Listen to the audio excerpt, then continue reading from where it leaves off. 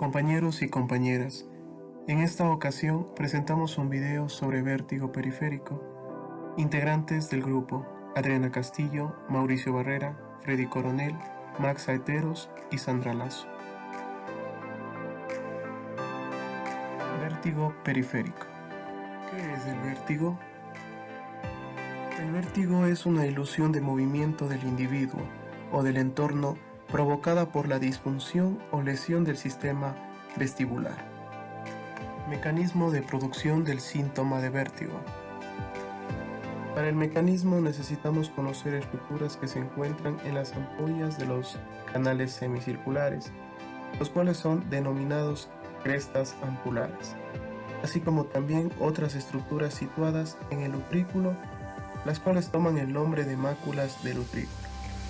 Existen dos enfermedades importantes del vértigo periférico, las cuales son el vértigo posicional paroxístico benigno y la enfermedad de Meniere. Vértigo posicional paroxístico benigno se produce porque se desprenden minerales derivados de dos estructuras, las cuales son crestas ampulares y mácula del utrículo. En esta última se va a denominar canalolitiasis, siendo la forma más frecuente de la enfermedad. Por otro lado, en las crestas ampulares se denominará pupulolitiasis. Enfermedad de Meniere. Para su estudio utilizaremos los canales semicirculares. Cada canal circular está compuesto por un laberinto óseo y un laberinto membranoso. Entre ambos se va a encontrar la perilinfa y dentro del laberinto membranoso se encontrará la endolinfa.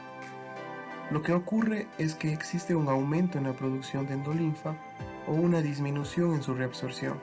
Por lo tanto, aumentará la endolinfa y puede producir la ruptura de la membrana, lo que generaría que se mezcle la endolinfa y la perilinfa, lo que a su vez se denomina hidrops endolinfático. Características. Con respecto a las características, es clínicamente muy intenso, acompañado de un cortejeo vegetativo y con una sensación de giro de objetos. Nistagmo es la característica principal y de tipo horizontal, y bate en diferencia opuesta al lado afectado. Desviación del cuerpo al lado afectado.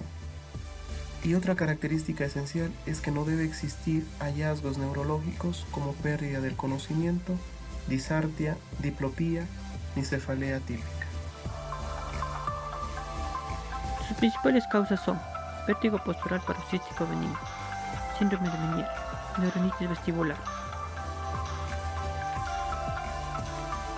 El vértigo postural paroxístico benigno se da en el laberinto posterior, en el cual existen residuos calcificados.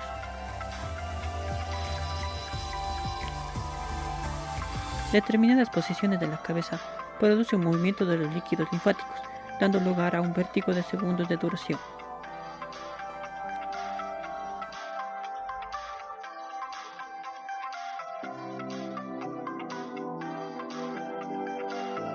Síndrome de Meniere. Este se caracteriza por alteraciones en el laberinto anterior y posterior, por un posible edema o exceso de endolinfa. A su vez, cursa con una presión en el oído, hipoacusia fluctuante, síndrome vestibular de horas de duración. En este proceso, su pronóstico es moderado con una mejoría progresiva de los cuadros de vértigo, pero un empeoramiento progresivo en cuanto a la audición. Neuronitis vestibular. Este cursa con la afección viral del nervio vestibular, por ello solo cursan con síntomas vestibulares, mas no cursan con síntomas auditivos.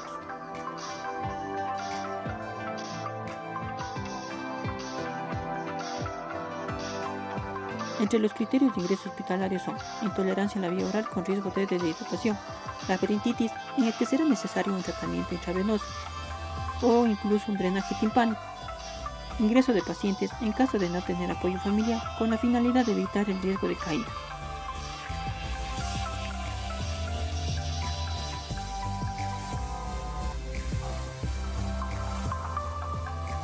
Vértigo postural paroxístico benigno se confirma mediante maniobra de Dick-Salping's, en el cual tiene la finalidad de provocar sensación intensa de vértigo y aparecer anistagmus periférico, caracterizado por segundos de latencia y desaparecimiento a los 60 segundos del examen.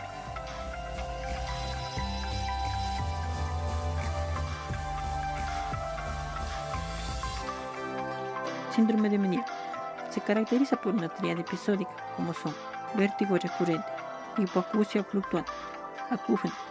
Todo ello con una evolución de horas, o al menos de 20 minutos.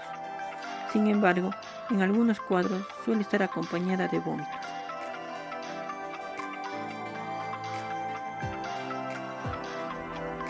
Neuronitis vestibular. A la exploración será evidente en estamos periférico horizontal rotatorio. Sin embargo, se hace uso de pruebas como de Varani, Romberg, Huttenberg, que tienen la finalidad de evidenciar la desviación hacia el lado afecto.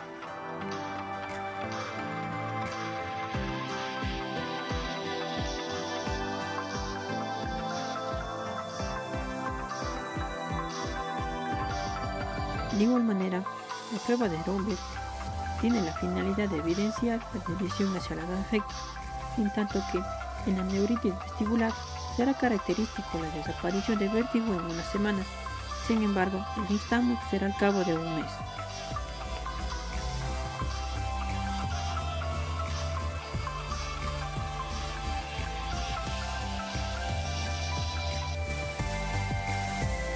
Cuanto al diagnóstico diferencial, entonces vamos a tener que el vértigo periférico se divide con síntomas auditivos y sin síntomas auditivos.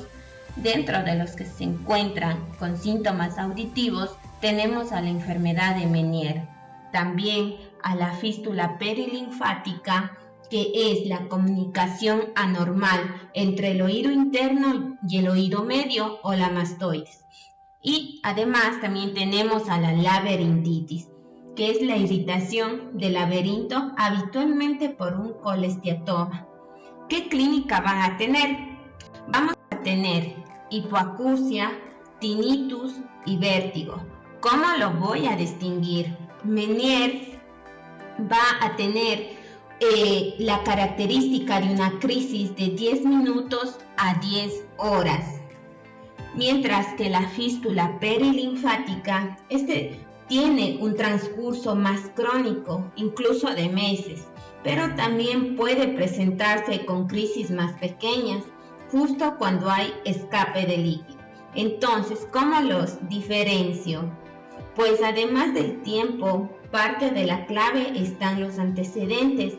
La fístula perilinfática tiene que tener antecedente de algo que haya podido causar una comunicación entre el oído interno y el oído medio, pues pueden ser traumatismos, también pueden ser cambios de la presión, como por ejemplo en los buzos, o una cirugía del estribo, es decir, la cirugía de la otoesclerosis. En esa cirugía se retira el estribo y se pone una prótesis, pero al poner la prótesis pueda que no quede perfecto y que quede una pequeña fístula perilinfática. Por tanto, si nos dicen que existe una hipoacusia, tinnitus y vértigo, y además hay antecedentes de traumatismos, cambios de la presión y cirugía del estribo, pues todo esto nos hace pensar en una fístula perilinfática. Por otra parte, la laberintitis, como habíamos dicho, que es una de las cosas más frecuentes, el colesteatoma. Entonces, si nos dicen que existe una hipoacusia, tinnitus y vértigo, y además hay otorrea, pues nos tiene que sonar a laberintitis. Además, ambos tienen el signo de la fístula positivo, que consiste que con una pera introducir aire en el oído, y esto va a hacer que empeore la sintomatología porque se irrita el laberinto que ya está expuesto. Por lo tanto, Meniere, crisis de 10 minutos a 10 horas. Fístula perilinfática, antecedentes de traumatismos, cambios de la presión, cirugía del estribo. Y laberintitis, que nos suene sobre todo la otorrea. Entonces, ahora vamos a hablar de los que no tienen síntomas auditivos. Dentro de este tenemos al vértigo posicional paroxístico benigno, que es el vértigo más frecuente, y también tenemos a la neuronitis vestibular. La clínica, ¿cómo lo difiere? Pues el vértigo posicional paroxístico benigno, este tiene una duración de segundos que aparece con los movimientos de la cabeza. Por ejemplo, me levanto y me da unos segundos de vértigo, pero luego desaparece. ¿Cómo vamos a explorar el vértigo posicional paroxístico benigno? Mediante la maniobra de Dix-Hallpern. ¿Cómo ahora vamos a ver una neuronitis vestibular? Este es un vértigo de duración de varios días. ¿Y cómo lo vamos a encontrar en la exploración? Aquí vamos a encontrar abolición de los reflejos vestibulares. Eso, por ejemplo, se puede ver mediante la prueba de impulso oculocefálico o las pruebas caloríficas que se hacen también. Por lo tanto, vamos a ir con nuestro algoritmo. Más resumido, entonces, si me están hablando de un vértigo periférico, entonces vamos a ver si existen síntomas auditivos o no.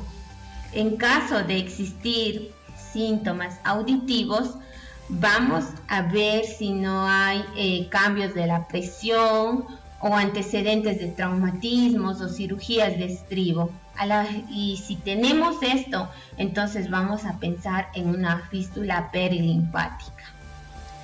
Pero si tenemos una crisis de 10 minutos a 10 horas y además de esto no existe ningún otro antecedente, entonces vamos a pensar en una enfermedad de Meniere. Pero si existe otorrea, lo más común es que pensemos en una laberintitis. Ahora, si no existen síntomas auditivos, vamos a fijarnos en la duración. Si la duración es de segundos, entonces pensaremos en un vértigo posicional paroxístico benigno. Pero si la duración es de horas o incluso días, vamos a pensar en una neuronitis vestibular.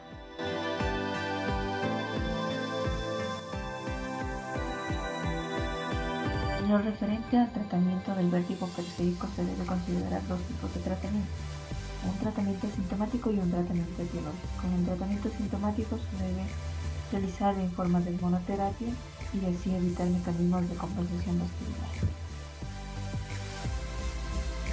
Entonces podemos realizar el uso de sedantes vestibulares, como por ejemplo usar el Dormatil 50 mg cada 8 horas, ya sea vía oral o intramuscular.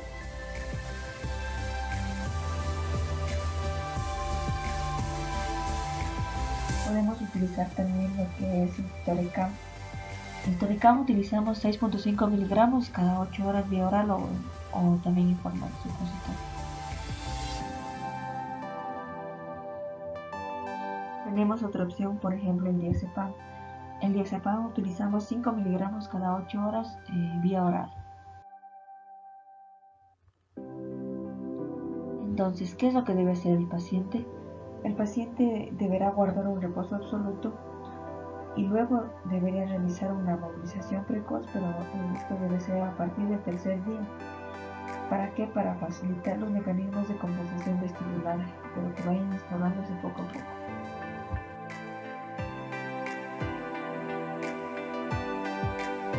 En los mecanismos compensatorios podemos realizar para un efectivo tratamiento lo que es la maniobra de Eppler. ¿En qué va a consistir esta maniobra? Vamos a pedir al paciente que se siente en forma derecha, que gire la cabeza hacia el lado sintomático a un ángulo de 45 grados y también que se recueste. En esta posición deberá permanecer 5 minutos. Luego girar la cabeza a 90 grados hacia el otro lado y permanecer también unos 5 minutos en esa posición. Luego le vamos a pedir que gire el cuerpo hacia dirección a su cara. Y ahora estará apuntando a su cabeza con la nariz hacia abajo. También deberá permanecer otros 5 minutos en esta posición. Finalmente debe regresar a la posición sentada y permanecer 30 segundos en esa posición. Se dice que en este procedimiento se debe repetir por lo menos 2 veces más, con un total de 3 veces la realización de estas maniobras. Recalcando que el paciente en cada movimiento podría o no experimentar mareos. En el caso de darse una neuronitis vestibular, lo que se usa actualmente es el uso de corticoides, como por ejemplo podemos utilizar la prednisona. Vamos a utilizar 1 miligramo por kilogramo al día por un lapso de 7 días y va a estar dividido en 2 tomas. Posteriormente a esto va a ser descendente en 6 días.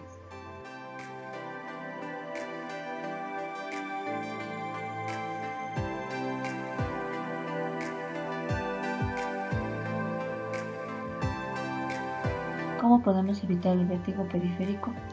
Tenemos que evitar la aparición de otitis, o lo que son los tapones de cerúmeo. ¿Cómo se realiza esto? Manteniendo siempre las orejas limpias y secas en el verano y también manteniéndolas protegidas en el frío en el invierno. Se debe también someter a revisiones auditivas periódicas. Se debe tener una alimentación sana, se debe evitar el consumo de tabaco y café y también disminuir lo que es el consumo de medicación ototóxica, como por ejemplo el uso del ácido acetil salicílico, el uso de antiinflamatorios, de diuréticos y también de antibióticos.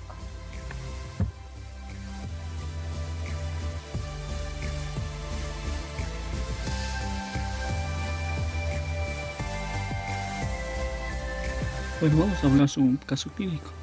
Tenemos un paciente de 73 años de edad, sexo masculino, con antecedentes de hipertensión de forma mal controlada. Además refiere fumador, ser paciente que fuma 40 cigarrillos al día y sin antecedentes de ictus. El paciente acude a la sala de emergencia por un cuadro de 2 días de evolución, donde presenta las siguientes sintomatologías: un periodo de 1 hora de manera brusca y episódica, como es lo que es el vértigo, visión doble, refiere que los objetos le dan vueltas, además náusea, vómito y pérdida de audición del oído derecho.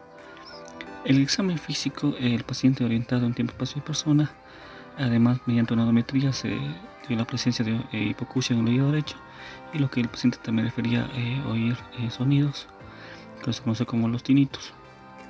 También se realizó en el examen físico lo que es una prueba del impulso óculo cefálico, que salió alterada, es decir, positiva, y además presenta un nistagmo unidireccional. Bueno, entonces, ¿cómo diferenciar de un vértigo central y un vértigo periférico? El vértigo periférico, por lo general, siempre vamos a tener una manera brusca y episódica, y la sintomatología que acompaña a este tipo de vértigo siempre va a ser otológica, por ejemplo, acusias, náuseas y vómitos, entre otras. Y el paciente nos refería también a lo que son objetos que dan vueltas. Esto se conoce como rotación de objetos, que es clásico de un vértigo periférico. Lo que es también la prueba de impulso oculocefálico, que es decir, que salió alterado o positivo, que esto nos indica que hay un daño a nivel del vestíbulo o del nervio vestibular que se presenta en un vértigo periférico. Y el nistagmo de tipo unidireccional, que es dentro de un vértigo periférico. A diferencia de un vértigo central, este va a ser más crónico, la sintomatología que este va a presentar es más neurológico, y la prueba de impulso oculocefálico va a ser normal, pero va a ser más grave. Eso nos ayuda a diferenciar del central y un vértigo periférico. Y lo que se refiere al tratamiento, esto por lo general va a ser lo que trata la sintomatología del paciente, ¿no? Como es el vértigo, los mareos, el doble. Podemos usar anticolinérgicos para tratar este tipo de pacientes con lo que es un vértigo de tipo periférico.